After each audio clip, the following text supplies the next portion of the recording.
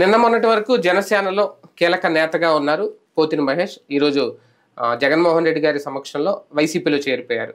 వైసీపీలో పోతిన మహేష్ చేరడం ఎంతవరకు జనసేన పార్టీకి ఒక ఊహించని దెబ్బ తగిలిందనుకోవాలి. అదే నేపథ్యంలో వైసీపీకి కలిసి వచ్చేది ఏంటి? ఇప్పటికే ఆయనకి అవనగడ్డ సీటు కేటాయిస్తారనో లేదంటే అవసరమైతే విజయవాడ వెస్ట్ సీట్ కూడా ఆయనకి ఇచ్చే అవకాశం ఉంటుంది, బీసీ సామాజిక వర్గానికి సంబంధించిన వ్యక్తి కాబట్టి అనేది ఒక ప్రచారం అయితే జరుగుతుంది. ఏ ఉద్దేశంతో ఆయన వైసీపీలో చేరారు అనేది, దానివల్ల వైసీపీకి ప్రయోజనమా, ఆయన రాజకీయ భవిష్యత్తుకి ఎంతవరకు లాభం తెచ్చిపెడుతుంది వైసీపీలో చేరడం? ఇదే అంశం మీద చర్చించే ప్రయత్నం. సరే, ఎలా చూడాలి? పోతిన మహేష్ ముందు నుంచి అనుకున్నదే, కాకపోతే ఇంత సడన్గా ఆయన చేరిపోతారు ఇంత తక్కువ టైంలో అనుకోలేదు. ఎందుకంటే లాస్ట్ టైం కూడా ఆయన నిరాహార దీక్ష చేసినప్పుడు కూడా నేను పవన్ కళ్యాణ్ వెంటే ఉంటాను, సీట్ ఇచ్చిన ఇవ్వకపోయినా అన్నది.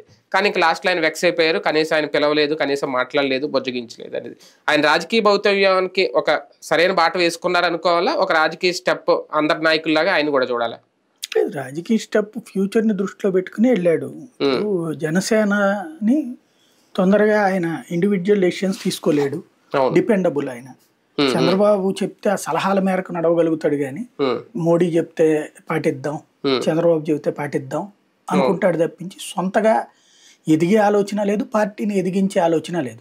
10 ఏళ్లలో పార్టీని సంస్థాగతంగానే తయారు చేసుకోలేకపోయాడు ఆయన. ప్లస్ ఫ్యూచర్లో కూడా చేసుకుంటారని ఏం లేదు.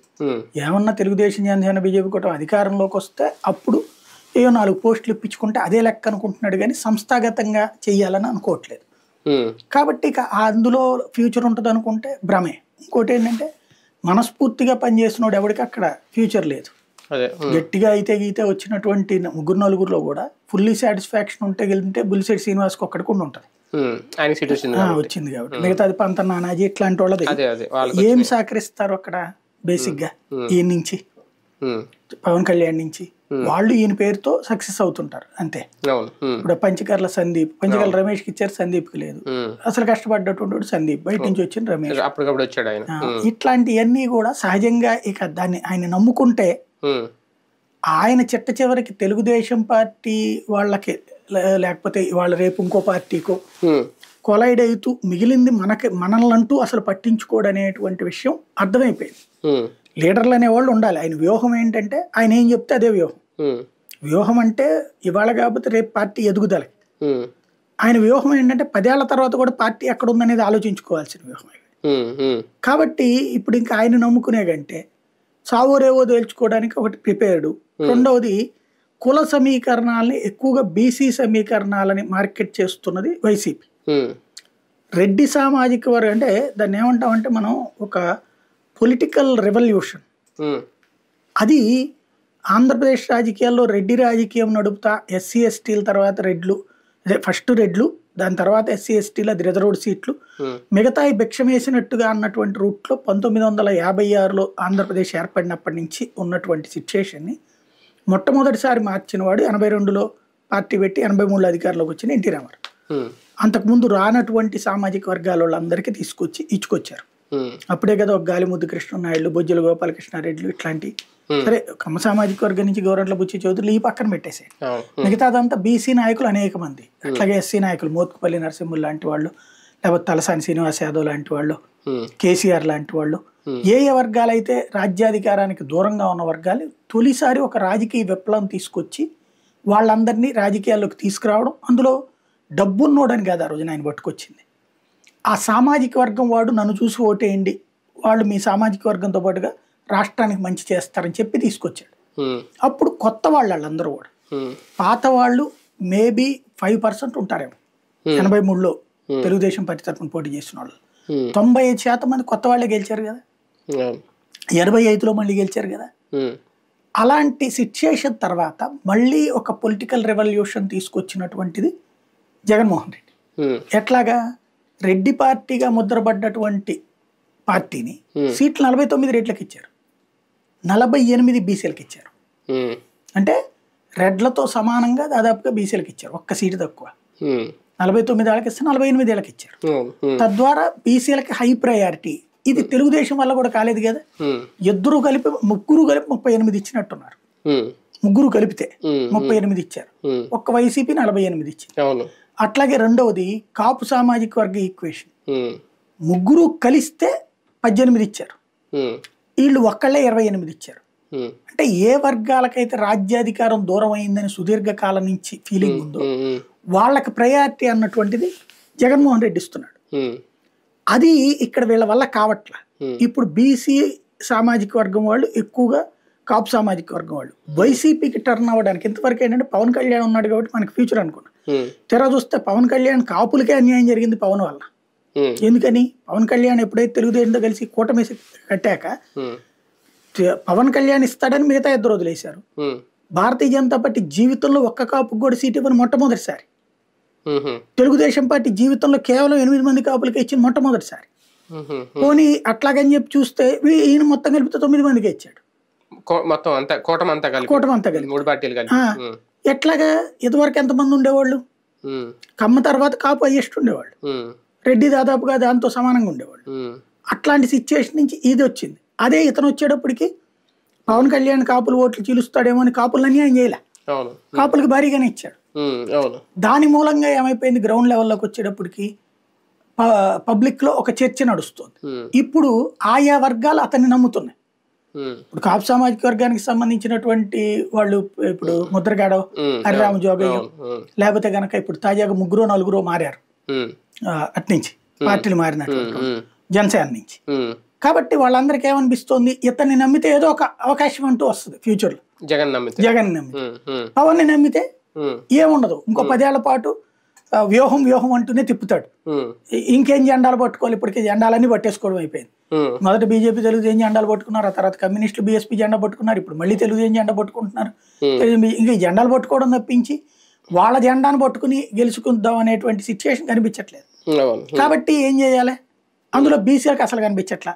ఇప్పుడు 21 సీట్లు తీసుకున్నటువంటి జనసేన బీసీలకు ఎన్ని ఇచ్చింది? 2. ఇంకెక్కడ సాధ్యం అవుతుంది?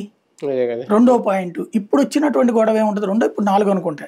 ఈ అతని కాప పాలకొండ వచ్చినటువంటిది, పాలకొండ అవనగడ్డ కొత్తగా ఇచ్చారు కదా, అది పాలకొండ. కాబట్టి టోటల్ గా 2 నుంచి 4 అవుతుంది. అంతకు మించి అవకాశం దక్కట్లేదు. అదే దీంట్లో అయితే కనుక బీసీలకే నెక్స్ట్ రెడ్ల తర్వాత బీసీలకే ప్రయారిటీ ఇస్తున్నాడు ఇతను.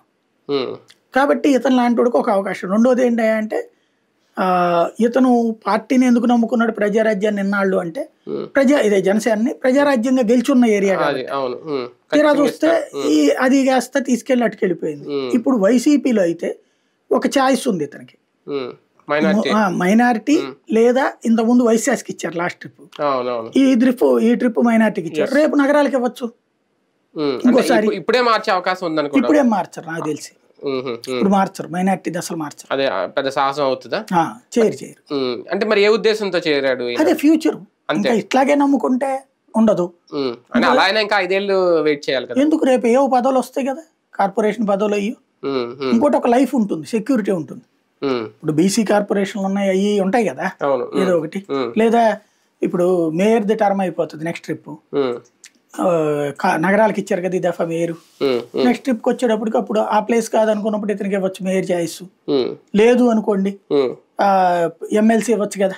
మొదటి నుంచి పవన్ కళ్యాణ్ వెనకాల ఉన్న నాయకుల్లో వ్యక్తుల్లో ఈయన ఒకడు, పోతిని మహేష్. ఎందుకంటే ప్రజారాజ్యం పార్టీ అప్పుడు తర్వాత పవన్ కళ్యాణ్ మీద అభిమానంగానే ఉండే ఏదో ఒకటి. ఈయన నిన్న మాట్లాడిన మాటలు చూస్తే ఆయన లక్కీ నెంబరు 32 సీట్లు అయితే మనకు కన్ఫామ్ అని చెప్పి ఇంటర్నల్గా మాకు చెప్పారు. అంటే ముందు 36 అన్నారు, తర్వాత 32, 3-2-5 పవన్ కళ్యాణ్ లక్కీ నెంబర్. అక్కడైతే మనం స్టిక్ అని అయి ఉంటాం, సీట్లు వచ్చేస్తాయి అన్నీ చెప్పి దాన్ని 24 వరకు తీసుకురావడం. తర్వాత మనకు తెలిసిందే వచ్చిన 2 సీట్లు మళ్ళీ త్యాగం చేయడం. ఇంత దిగజారాల్సిన పరిస్థితి వచ్చింది అని చెప్పి ఆయన మాట్లాడడం అంటే లోపల జన సైనికులు ఎంతగా కన్విన్స్ చేశారు పవన్ కళ్యాణ్ గారు అనేది, ఏ అవసరం కోసం చేసి ఉంటారు అంతగా? అంటే ఆయన చెప్పినటువంటిది వీళ్ళు అర్థం చేసుకోవడంలో పొరపాటు, కానీ ఆయన దాంట్లో తప్పేం లేదు. ఆయన కరెక్ట్ గానే ఉన్నారా? ఆయన కరెక్ట్ గా ఆయన నమ్ముకున్న వాళ్ళు 5గురికే ఇచ్చారు. ఆయన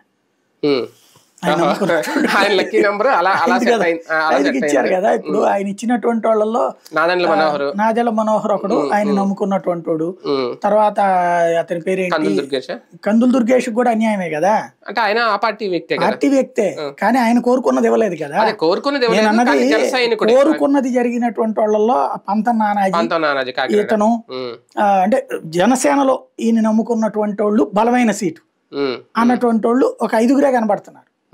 ఈయనతో కలిపి. అదే ఈయనతో కలిపి. కాబట్టి ఆయన లక్కీ నెంబర్ ఆయన కరెక్ట్ గానే ఉన్నాడు, మిగతాది బోనస్ అనుకున్నాడు.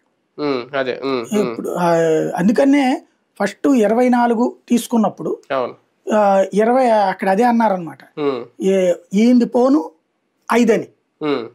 అంటే ఈయనది పక్కన పెడితే 2 + 4 6, ఈయనది పక్కన పెడితే 5 అని లెక్కేసుకున్నాడు. మరి అదేం విచిత్రం అర్థం కాదు పాప, సంఖ్యాశాస్త్రం వాళ్ళకి కూడా గందరగోళం అది. కాబట్టి ఒకటేంటంటే ఆయన చాలా క్లియర్గా ఉన్నాడండి. ఒక్కొక్క పార్టీ పెట్టేటటువంటి దాంట్లో ఒక రూల్ ఉంటుంది, ఒక కాన్సెప్ట్ ఉంటుంది. ఇప్పుడు ఫర్ ఎగ్జాంపుల్ కాంగ్రెస్ పార్టీని దాన్ని ఏమంటారు, కాంగ్రెస్ హటావో దేశ్ బచావో, ఇది బీజేపీ నినాదం. ఇప్పుడు మోడీ అనేటువంటి వాడిని దేశం నుంచి తరిమేయాలా, మాకోటేయండి అన్నటువంటిది వీళ్ళ నినాదం. అలా కాకుండా ఫ్రమ్ ద బిగినింగ్ పార్టీ పెట్టినటువంటి అప్పటి నుంచి కూడా జగన్ అధికారంలో రాకూడదని పార్టీ పెట్టడం, జగన్ అధికారంలోకి రానియకుండా చూడటం కోసం, ప్రభుత్వ వ్యతిరేక ఓటు చేల్చడం కోసం పార్టీని తెలుగుదేశంకి వ్యతిరేకంగా అంటూ నటింపజేసి అటు కమ్యూనిస్టులతో బీఎస్పీతో ఓటు పెట్టుకోవడం, ఇప్పుడేమో ఎక్కినోడి దించేస్తానంటాం, నెక్స్ట్ పైన మళ్ళీ జగన్ ఎక్కడ వస్తాడో కాబట్టి రానియనని చెప్పడం. అంటే జగన్ కోసమే పార్టీ పెట్టడం అది మనకు కనబడేది కాదు. అసలు దాని వెనకాల ఉన్న లాజిక్ ఏం కనబడుతుంది, చంద్రబాబు కోసం పార్టీ పెట్టి చంద్రబాబుకి నష్టం జరుగుతోంది అనుకున్నప్పుడు దానికోసం ఈయనే చంద్రబాబుని ద్వేషిస్తాడు. అదేదో ప్రభాస్ సినిమాలో గనక తన విలన్ని సృష్టించుకున్నట్టు, అట్లాగే చంద్రబాబుకి డైరెక్ట్ గా నష్టం అవుతుంది అనుకున్నప్పుడు ఈయన వెళ్ళిపోయి సపోర్ట్ చేస్తారు. అట్లాగా భారతదేశ చరిత్రలో ఒక వ్యక్తిని అధికారంలోకి రావడానికి ఇంకొక వ్యక్తిని ఆ అధికారంలోకి రానియకుండా ఉండటం కోసం పార్టీ పెట్టి నడుపుతున్నటువంటి రికార్డు ఒక పవన్ కళ్యాణ్ అవుతుంది. సుజనా చౌదరికి ఒక బీభత్సమైన థ్రెట్ స్టార్ట్ అయిపోయింది అని అనుకోవచ్చా? ఖచ్చితంగా. ఎందుకంటే విజయవాడ వెస్ట్ కి సంబంధించి ఇక ఆయన డబ్బు పనిచేయాలి అంతే. ఎందుకంటే భారతీయ జనతా పార్టీకి సింబాలిక్ గా అక్కడ తక్కువ ఆదరణ ఉంటది. రెండవది వచ్చేటప్పటికి ఇప్పుడు తెలుగుదేశంలో ఉన్న భారతీయ జనతా పార్టీ అభ్యర్థిగా ఆయన చూడరేమో ఫస్ట్ పాయింట్, అదే అనేది. ఇప్పుడు బొద్ద వెంకన్నలో నాగుల మీరాలకి అంత సీన్ ఉంటే వాళ్లే గెలిచేవాళ్ళు, ఏనాడు గెలవలేదు తెలుగుదేశం అక్కడ. అంటే వాళ్ళ సపోర్ట్ ఉంటుంది. అదే అసలు వాళ్ళే గెలవనప్పుడు వాళ్ళ సపోర్ట్ ఈయన గెలిచేది. వాళ్ళు కూడా ఆ సీట్ అడిగారు కదా, ఆ సీట్ నేను అనేది అసలు ముందు వాళ్ళు గెలవగలిగిన వాళ్ళు ఈయనకి సపోర్ట్ చేస్తే ఒక ఎత్తు, వాళ్ళకే గెలిచే సీన్ లేనప్పుడు ఈయనకి సపోర్ట్ ఇచ్చేది ఏంటి? 83లో ఒక్కసారి గెలిచింది అక్కడ, అది కూడా ఎస్సీ సామాజిక వర్గానికి సంబంధించినటువంటి జయ సూర్యన ఉంది సంథింగ్, బీజేపీ తెలుగుదేశం 83లో ఒక్కసారి గెలిచింది. ఎస్సీ సామాజిక వర్గం ఆయన గెలిచాడు అక్కడి నుంచి. పిఆర్పి కూడా గెలిచినట్టు, పిఆర్పి మధ్యలో గెలిచింది. సిపి అది ఎప్పుడు అంటే నేను అనేది తెలుగుదేశానికి సీన్ లేదు అక్కడ, తెలుగుదేశానికి లేదు. అట్లాంటప్పుడు ఇంకా తెలుగుదేశం అభ్యర్థిగా అనేది ఒక మైనస్ ఆయన, తెలుగుదేశం నాయకుడిగానే చూస్తున్నారు. రెండవది భారతీయ జనతా పార్టీకి అక్కడ ఉన్నటువంటి పట్టు ఒక్క 8వ డివిజన్, నేను ఇంతకుముందు కూడా చెప్పా, 8వ డివిజన్ లో కార్పొరేటర్ 20 సంవత్సరాలు గెలిచింది 4 టర్మ్లో. ఆ ఒక్క చోట తప్పించి పట్టు ఉండేది కాదు, అది తప్పి ఈ రెండే అక్కడ ఫినామినా. ఇంకోటి ఇప్పుడు వచ్చేటప్పటికి అవతల ముస్లిం సామాజిక వర్గాన్ని తీసుకున్నారు, ఇప్పుడు నగరాలు యాడ్ అయ్యారు. అసలే నగరాలు మొన్న మేయర్ రావడం ఒక ఎత్తు అయితే ఇప్పుడు ఇతను అంటే మొన్న వెల్లంపల్లి గెలిచింది, వెల్లంపల్లి లాస్ట్ ట్రిప్ గెలిచింది. అక్కడ వైసీఆర్ ఆల్రెడీ వీళ్ళకి సపోర్ట్ గానే ఉన్నారు వైసీపీ, అందువల్లనే అక్కడ ఉపయోగపడి ఇప్పుడు ఆ వైసీఆర్ని ఇటుకి తీసుకురావడానికి ఆ డూండి అనే కుర్రోడ్తో ప్రయత్నిస్తున్నారు తెలుగుదేశం వాళ్ళు. ఇది ప్రస్తుతం కనబడుతుంది. కానీ వైసీపీ కరెక్ట్ స్టెప్ ఏనా అంటే మైనార్టీని అక్కడ పెట్టడం, ఆసిఫ్ ఖాన్ అనే వ్యక్తిని అక్కడ పెట్టడం, అంటే ఇక అక్కడ సమీకరణాల్లో ఈ కుల సమీకరణాల్లో అదే ప్రధాన సమీకరణం. అక్కడ మొట్టమొదటి నుంచి అక్కడ ముస్లింని పెట్టిన ప్రతిసారి గెలుస్తూ వచ్చారు. బేగ్ తెలుగుదేశం పార్టీ తరఫున బేగ్ పోటీ చేసినప్పుడు జలీల్ ఖాన్ అవతల ఉన్నాడు కాబట్టి గెలిచాడు.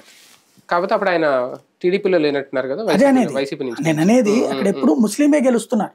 తెలుగుదేశం ముస్లిం గెలవాల, తెలుగుదేశం ముస్లిం అయిన నాగుల మీర గెలవాలి. అక్కడ తెలుగుదేశం తరఫున బేగ్ని పెట్టినప్పుడు గెలవాల. కాంగ్రెస్ ముస్లిం గెలుస్తూ వచ్చారు. అక్కడ ఏంటంటే ఎప్పుడు ఎందుకనో అనేది యాంటీ టీడీపీ అట్మాస్ఫియర్ ఎక్కువ వెస్ట్ లో, అది ఎందుకనో తెలియదు. అది ఫ్రమ్ ద బిగినింగ్ కూడా ఉంటారు, దానికంటూ స్థిర ఓటర్లు ఉంటారు, కానీ గెలుపు అవకాశాలు తక్కువ. కానీ కూటమి ఎలాగ డేర్ చేసి కమ్మ సామాజిక వర్గానికి సంబంధించిన వ్యక్తిని అక్కడ నిలబెట్టారు. ఇక్కడ చాలా చేశారండి పాపం. ఈసారి అక్కడ శ్రీకాకుళం జిల్లాలో ఎచ్చెర్లలో తీసుకెళ్లి కమ్మకి ఇవ్వాల, అక్కడ ఎంతమంది ఉంటారు వాళ్ళు. అంటే ఏ కమ్మ సామాజిక వర్గం నుంచి బాగా ప్రెషర్ వచ్చినట్టుంది ఈసారి. ఏది తెలంగాణలో కూడా మనం శాంతం మునిగిపోయాము, ఇప్పుడు అవకాశాలు లేవు. ఆంధ్రలో ఎక్కువ అనేటప్పటికి ఈ దఫా 30 సీట్లకు పైగా తెలుగుదేశం ఇచ్చిందా కమ్మ సామాజిక వర్గానికి, జనసేన ఇచ్చిందా కమ్మకి, బీజేపీ మొత్తం 3 డైరెక్ట్ కమ్మ, ముగ్గురు పరోక్ష కామ. అంటే దాదాపు 39 మంది దాకా ఈ కూటమి ఇచ్చింది కమ్మ సామాజిక వర్గాన్ని, ప్రత్యక్షంగానో పరోక్షంగానో. అందులో ఇది ఒకటి సుజనా చౌదరి. సుజనా చౌదరి వచ్చేటప్పటికి అక్కడ ఏంటంటే ఇక కొత్త ప్లేసెస్ ఆక్యుపై చేయాలి. ఎందుకంటే రెండు రాష్ట్రాల్లో కలిపితే దగ్గరగా 50-60 మంది కమ్మ సామాజిక వర్గం వాళ్ళు ఉండేవాళ్ళు ఇదివరకు. అది పోతా ఉంది. తెలంగాణలో ఇక లేనట్టే కదా, 5-6కు మించి లెక్కేసుకునే పరిస్థితి లేరు. అదే సందర్భంలో ఆంధ్రప్రదేశ్కి వచ్చేటప్పటికి శాంతం దెబ్బతిన్నటువంటి పరిస్థితి అవుతుంది. అందుకని ఇక ఆంధ్రాలోనే చంద్రబాబు మీద ఎక్కువ ప్రెషర్ పెట్టారు కమ్మ. అందుకని కూటమి తరపున ఎక్కువ కమ్మకి ఇచ్చేటటువంటి పని చేశారు. అవనిగడ్డ సీటు కూడా ఇచ్చే అవకాశం ఉంది వైసీపీ ఈయనకి పోతిన మహేష్. ఏముండదండి అంటే ఇప్పుడు అక్కడ మండలి బుద్ధప్రసాద్ కి ఇచ్చారు కాబట్టి కూటమి తరపుని ఈయనైతే ఒక సరైన నాయకుడు, జనసేన నుంచి వెళ్ళిన వ్యక్తి కాబట్టి వైఎస్ఆర్ కాంగ్రెస్ పార్టీ మార్చదు. అక్కడికి వెళ్తే సీనే ఉండదు. నగరాలు కదా, అక్కడేముంది అసలు? అవనిగడ్డలో నగరాలదే ఉంది అసలు? నగరాలు అనేటువంటి వాళ్ళు ఉత్తరాంధ్రలో ఉంటారు బలంగా. ఉత్తరాంధ్రలో హైయెస్ట్ ఉంటారు వాళ్ళు. ఒక్కో నియోజకవర్గానికి 20-30 వేల మంది ఉంటారు. విశాఖపట్నంలో నగరాలు మంచి బలమైనటువంటి సెగ్మెంట్ అన్నమాట. విజయనగరం ఎక్కువ. అక్కడ వాళ్ళకి ఇక్కడ వచ్చి సెటిల్ అయిన వాళ్ళు నగరాలు, వీళ్ళు వలస వచ్చి సెటిల్ అయినటువంటి వాళ్ళు. ఆ వర్గం ఇంకా ఎక్కడా లేదు పెద్దగా. కాబట్టి అక్కడికి అవనిగడ్డ అంటే కాపుని పెడితే కరెక్ట్ గాని అక్కడ ఇద్దరు కాపులే కదా. ఆ కాపుని తీసేసి నగరాలకు పెట్టి ఎందుకు చేయగాల్చుకుంటాడు జగన్? అసలు నాకు తెలిసి వైఎస్ఆర్ కాంగ్రెస్ పార్టీకి సీట్ల మార్పులు ఏం లేవు. వచ్చేవాళ్ళు ఎవరైనా సరే మీ భవిష్యత్తు చూస్తాను నేను, అది కూడా హామీ ఏమి ఇవ్వట్ల, ఎలాంటి హామీ లేకుండా రండి. వీళ్ళ నమ్మకం ఏంటంటే ఇక్కడ ఇంకా ఆప్షన్ లేదు, వీళ్ళు అధికారంలోకి వస్తారనుకుంటే ఆగుండేవాళ్ళు, వస్తారన్న నమ్మకం వాళ్ళకే ఉండట్లా. కాబట్టి అక్కడికి వెళ్తే ఏదో ఒకటి చూస్తాడు కదా అనేటువంటి నమ్మకంతో పోతున్నారు. ఎన్నికల సమయంలో జనసేన ఒక మంచి నాయకుడిని వదులుకుందా అనుకోవచ్చా? మనం అనకూడదు, అది వ్యూహం. అది ఎందుకంటే ఆయన ఎందుకు అనాల్సి వస్తుందంటే ఆయన బయటకు వచ్చిన తర్వాత మాట్లాడిన మాటలు, జనసేనలో జరిగిన అరాచకాలు కానీ ఆయన చాలా చెప్పారు అనుకోండి, అమ్మాయిల గురించి కానీ ఇంకోటి చాలా విషయాలు బయట పెడుతున్నారు. మాట్లాడే మాటల వలన జనసేన ఎంత డ్యామేజ్ జరుగుతుందో చూడాలి. అదే అంటున్నాను. అతను మాట్లాడడం అయితే నిన్న మాట్లాడాడు కానీ రోజు మాట్లాడతాడా చూడాలి. అంటే మొన్నటి వరకు ఆ పార్టీని భుజాన్ని మోసుకున్న వ్యక్తి ఇప్పుడు మాట్లాడుతున్నారంటే కొంచెం ఆలోచిస్తారు కదా, చర్చిస్తారు కదా నిజంగా జరిగి ఉంటది లోపల అనేది. రైట్, చూద్దాం. మొత్తానికి పోతిన మహేష్ మంచి స్టెప్ తీసుకున్నారా? నిజంగా ఆయన రాజకీయ భౌతవ్యం విషయంలో వైసీపీ ఎటువంటి హామీ ఇచ్చి ఉంటుంది? సీట్ల మార్పు ఉంటుందా, లేకపోతే ఆయన అధికారంలోకి వచ్చిన తర్వాత ఆయన ఏమన్నా పదవి తీసుకుంటారా? చూద్దాం.